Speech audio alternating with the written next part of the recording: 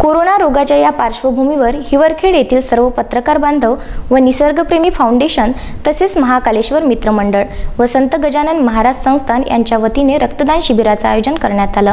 या शिबिरात सर्व सावधानी व सर्व नियमांचे पालन करण्यात आले।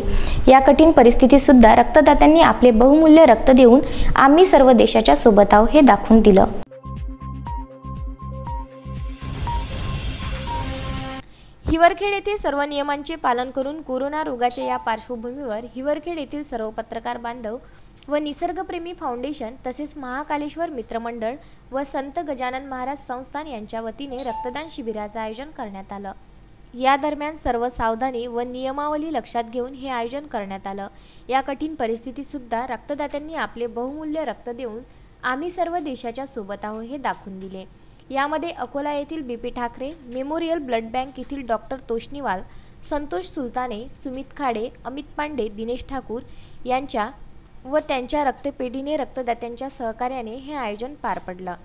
रक्तदान शिबिराचं ठिकठिकाणी कायद्याचं पालन होत आहे की नाही यानिमित्त धावती भेट ठाणेदार आशिष लवांगळे यांनी दिली। तेलारा संकल्प प्रतिष्ठान आणि तेलारा युवक काँग्रेस यांनी आज हे रक्तदान शिबिर तसेच रक्तदानाचे हे जे आयोजन केले आहे हे खरोखरच सराहनीय आहे। देशासोबत संकटाच्या यावेळेस हे जे तेलारा शहर युवक काँग्रेस आणि संकल्प प्रतिष्ठान धावून आले यांचं जेवढं कौतुक करावं तेवढं कमीच आहे।